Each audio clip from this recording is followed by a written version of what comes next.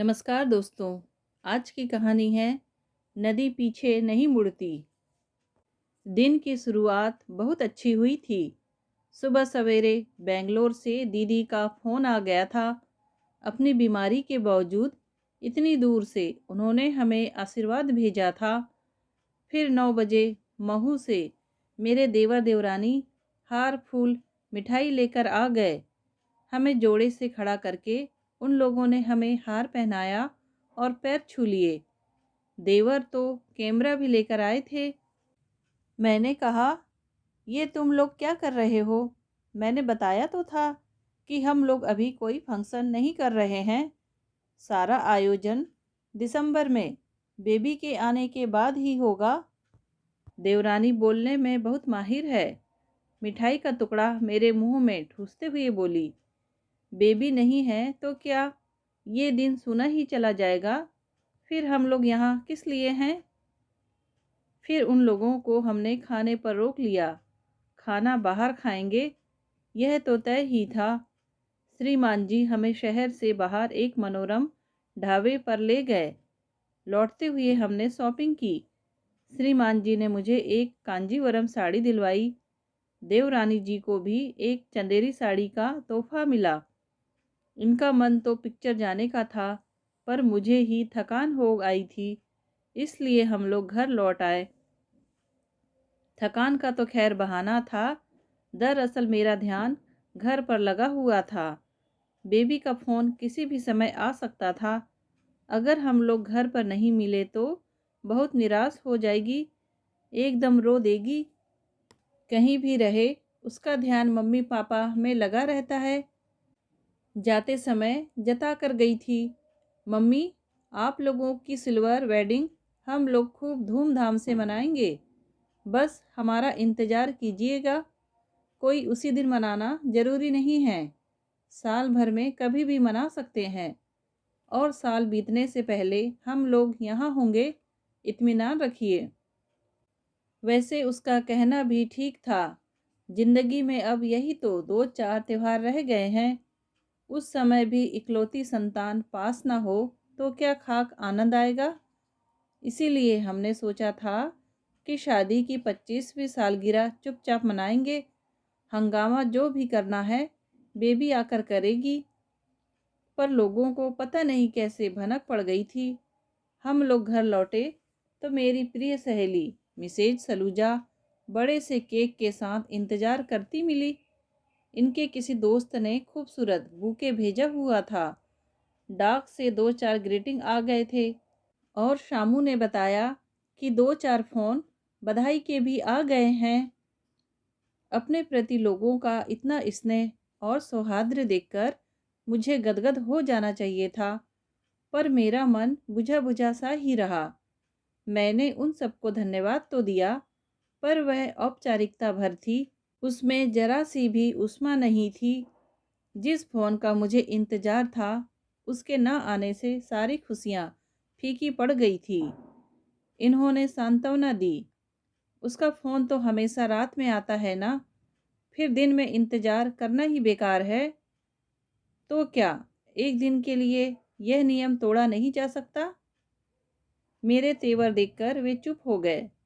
शाम को बोले, चलो गार्डन चलते हैं, थोड़ा मन बहल जाएगा।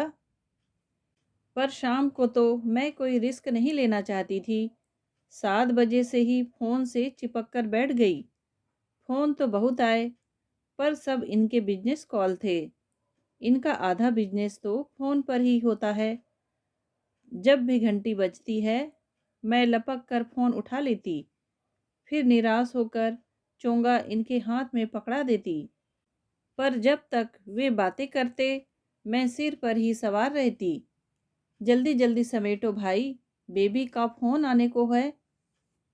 एक बार तो उन्होंने कहा भी कि आज तुम ज़रूर मेरा 10-20 हज़ार का नुकसान करके रहोगी। रात खाते समय भी मेरा मूड उखड़ा ही रहा। सोते समय तो मेरे आंसू ही निकल आए।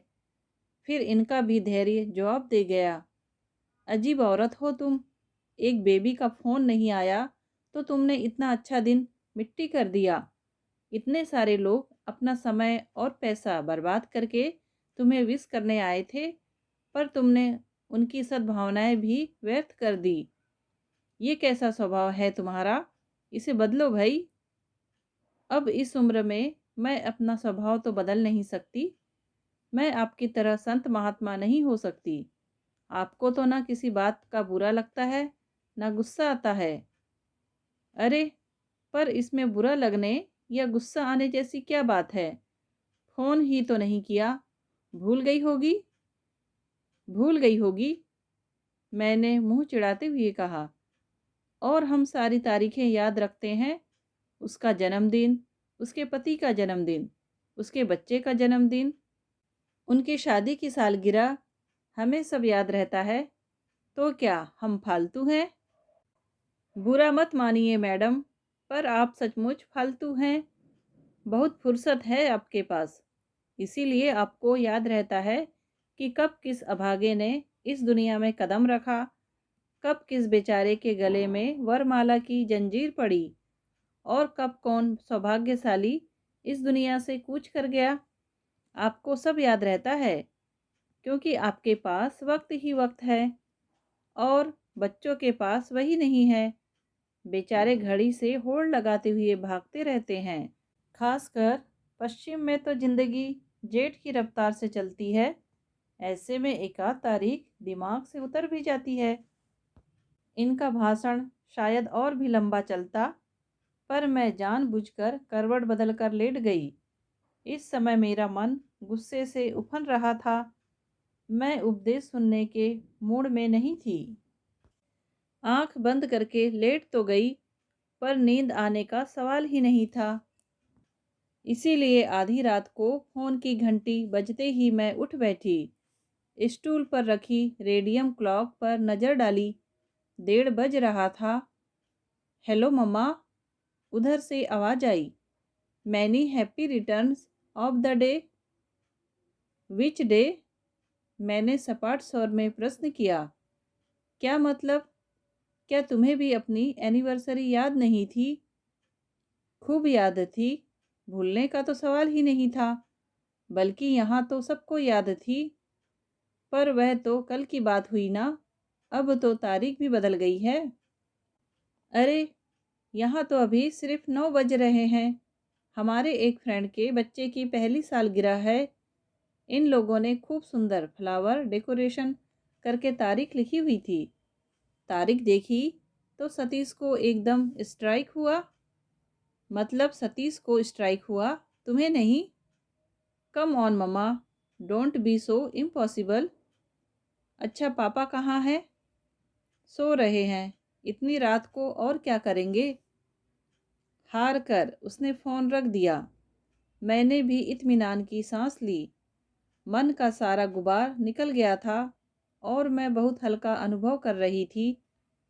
लेकिन रिसीवर रखते हुए देखा, बेबी के पापा सोए नहीं थे, बल्कि स्पीकर पर हमारी बातें सुन रहे थे। उनसे आंखें चुराते हुए मैंने सोने का उपक्रम किया, जो उन्होंने सफल नहीं होने दिया। बोले, दिन भर से इसी फ़ोन का तुम्हें इंतज़ार था ना? इतनी बेचैन थी कि ना खुद खुश रही, ना दूसरों को रहने दिया। और इतने लंबे इंतज़ार के बाद जब उसका फ़ोन आया, तो तुमसे ढंग से बात भी नहीं की गई। बेचारी लड़की, देखना अब रात भर रोती ही रहेगी। इतना ही तरस आ रहा है तो फ़ोन करके पुचकार लो ना। अगर घर पर होती तो ज़रूर करता, पर वह तो किसी पार्टी में है, और तुमने उसकी पार्टी का मज़ा भी किरकिरा कर दिया।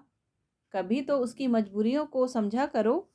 25 सालों में तुम तो सारी जिम्मेदारियों से फारिग हो चुकी हो। दिन भर कैलेंडर देखने के सिवाय तुम्हारे पास कोई काम नहीं है। पर उसकी हालत पर तो गौर करो। घर गृहस्थी, छोटा बच्चा, नौकरी, लंदन जैसे महानगर में कैसे आपाधापी की ज़िंदगी जी रही है। ऐसे में कई बातें दिमाग से उतर भी जाती है। फिर भी उसे जिस क्षण याद आया, उसने तुम्हें विश किया, पर खुश होने के बजाय तुमने उसे घुड़क ही दिया। कैसी माँ हो तुम? अपने बच्चे की भूल को भी नज़रअंदाज नहीं कर सकती, जबकि तुम जानती हो कि उम्र के इस दौर में ऐसी भूलें अक्सर हो जाती है, जैसे हम कभी उस दौर से गुजरे ही नहीं थे। मैंने मुंह फुलाकर कहा। क्यों नहीं गुजरे थे? खूब गुजरे थे और ढेर सारी गलतियां भी की थी, पर हमारे बड़ों ने हमें माफ़ कर दिया था। कौन सी गलतियां? सारी नहीं गिनाऊंगा। एक बेबी का पहला जन्मदिन ही याद कर लो। पहला क्यों? मुझे तो बेबी के सारे जन्मदिन याद है। हफ्तों पहले से मेरी प्लानिंग शुरू हो जाती थी। हर बार नया कुछ करने का मन होता। पहला तो हमने खूब ही धूमधाम से मनाया था। बेबी के जन्म का जश्न तो माँ के यहाँ हुआ था, इसलिए पहली सालगिरह हम लोगों ने ज़ोर शोर से मनाई थी। माँ तो आई ही थी। मेरी दोनों बड़ी बहनें भी बच्चों के साथ आ गई थी। घर में खूब रौनक हो गई थी। कार्यक्रम भी बहुत धमाकेदार रहा। सब ने खूब तारीफ की। बस एक ही कसक मन में रह गई। मेहरी उस दिन बिना बताए गोल कर गई थी, इसलिए काफ़ी मशक्क़त करनी पड़ी। मेहमानों को भी काम करना पड़ा। माँ भी बिना खाए पिए मेरे साथ लगी रही। उनके व्रत उपवास चलते ही रहते थे, इसलिए मैंने ज़्यादा ध्यान नहीं दिया। उन्होंने केक के लिए मना कर दिया, तब भी मैंने बुरा नहीं माना। अंडा तो छूती नहीं थी, पर जब उन्होंने मिठाई की प्लेट भी परे सरका दी तो मुझे ताव आ गया। एक तो मैं वैसे ही परेशान थी, ऊपर से माँ की हठधर्मिता। मैंने कहा, माँ, तुम्हारे मन में मेरी संतान के लिए खुशी ना हो तो रहने दो। नहीं तो इतना मैं जानती हूँ कि मिठाई हर व्रत में चलती है, खासकर मावे की। देवी, नाराज मत हो। यह ले। मैंने बर्फी ले ली। अब तो खुश है? माँ ने हंसते हुए बर्फी का एक टुकड़ा उठा लिया। खुश होने के बजाय मैंने और मुंह बिचका दिया। बड़ा एहसान कर रही है जैसे। रात काफ़ी देर से सोए थे हम लोग। सुबह उठने का मन ही नहीं हो रहा था। और लोग तो सोते ही रहे, पर मुझे तो उठना ही पड़ा। सारा घर बिखरा पड़ा था। बर्तनों का ढेर अलग मुंह चिढ़ा रहा था। समझ में ही नहीं आ रहा था कि कहाँ से शुरू करूं। तभी 9 बजे रुक्मिणी जी आंगन में नमूदार हुई। पाँवों में ढेर सारा अलता पोते, मांग भर सिंदूर और हाथ भर चूड़ियाँ पहने झमाझम करती मेरे सामने आकर खड़ी हो गई। मुझे तो जैसे आग लग गई। भवानी अब दर्शन दे रही है, कल कहाँ मर गई थी? पता था ना कि घर में पार्टी है। काल कैसे आते हम? काल आठे नहीं हती? नई साड़ी का आंचल उंगलियों में लपेटे उसने प्रश्न किया। आठे मतलब? मतलब अष्टमी। काल महालक्ष्मी को पूजन हतो। हम उपासे थे, कैसे आते? ओह, याद आया। परसों बाजार में मिट्टी के हाथी बिकते देखे तो थे, पर मैं पार्टी की तैयारी में इतनी व्यस्त थी कि ध्यान ही नहीं दिया। कल महाअष्टमी थी, तभी तो माँ उपासी थी। पर माँ के लिए यह व्रत सुहाग का व्रत नहीं था। इस दिन तो माँ का सुहाग उजड़ा था, इसीलिए माँ के साथ साथ हम तीनों भी उस दिन निराहार रहती थी। पंडितों की राय थी कि बेटियां श्राद्ध नहीं कर सकती। किराए के रिश्तेदार बुलाकर श्राद्ध संपन्न करवाने में माँ की श्रद्धा नहीं थी। हम लोगों ने पापा के पुण्य स्मरण का अपना तरीका खोज लिया था। हम लोग ढेर सारे पूड़ी पकवान बनाकर अनाथालय में दे आती। उस दिन घर में इतने सारे व्यंजन बनते, पर हम में से कोई भी मुंह नहीं जुठारता था। हमारे पेट तो उन बच्चों के तृप्त चेहरे देखकर ही भर जाते थे। बहनों की शादियां होती चली गई और उनका यह नियम अपने आप छूट गया। मुझे भी तो कल पापा की पुण्यतिथि कहाँ याद रही। दिमाग पर तो बस 24 सितंबर छाई हुई थी, जो बेबी का जन्मदिन था। हम तीनों को इतनी शर्म आ रही थी कि माँ से माफ़ी मांगने का भी साहस नहीं हो रहा था। पर माँ तो माँ होती है। वे बोली, अरे, इसमें माफ़ी मांगने वाली बात क्या है? यह तो मेरा दुख है, जिंदगी भर मेरे साथ रहेगा, पर तुम इसे कब तक गांठ में बांधे फिरोगी? तुम्हारे सामने तुम्हारी अपनी ज़िंदगी भी तो है। मैं तो चाहती हूँ कि जीवन में तुम्हें इतना सुख मिले कि पिछला सारा दुख ही भूल जाओ। यह मेरी माँ का ममता भरा आशीर्वाद था, इसीलिए खूब फला भी। आज हम तीनों बहनें अपने अपने घरों में इतनी खुश हैं कि अपना अभाव भरा बचपन याद ही नहीं आता। ऐसी माँ की बेटी हूँ मैं, फिर मेरा मन इतना छोटा कैसे हो गया? बेबी को मैं माफ़ क्यों नहीं कर सकी? सुनिए, अब क्या है, बेबी को फ़ोन कर ले, अब तो वे लोग घर पहुंच गए होंगे। पागल हुई हो? एक बेवकूफ़ी करने के बाद अब दूसरी करने जा रही हो? आधी रात को कोई बच्चों को जगाता भी है, खामखा बेचारी डर जाएगी। अब चुपचाप सो जाओ, सुबह देखेंगे। सुबह मतलब 10 बजे? तभी तो वहाँ सुबह होगी। यह इतना लंबा समय मैं कैसे काटूंगी? मेरा मुंह इतना सा निकल आया। और एक बात सुनो रमा। क्या है? मैंने रुआंसे स्वर में कहा। बच्चों से उतनी ही आशाएं रखो जो पूरी हो सके। ज़्यादा अपेक्षाएं रखने से दुख ही हाथ आता है। अरे, बच्चों का जीवन तो नदी की बहती धारा है, उसे तो आगे ही बढ़ते जाना है। पीछे मुड़कर देखने का उनके पास समय कहाँ है? हम किनारों की तरह वहाँ फैलाए खड़े रहते हैं, पर उसे बांध नहीं पाते। बांधने का प्रयास भी नहीं करना चाहिए। वह कल कल बहती धारा अपनी मौज में जब हमें छूकर निकल जाती है, हम धन्य हो जाते हैं। बस यही हमारा प्राप्य है, इससे अधिक नहीं। समझ रही हो ना? हाँ, समझ रही हूँ, पर अब सो जाइए, नींद आ रही है, मैंने उबासी लेते हुए कहा। आखिर एक दिन में कोई कितने भाषण सुन सकता है? कहानी सुनने के लिए आपका धन्यवाद। कहानी पसंद आई हो तो प्लीज़ लाइक, शेयर और सब्सक्राइब ज़रूर कीजिए।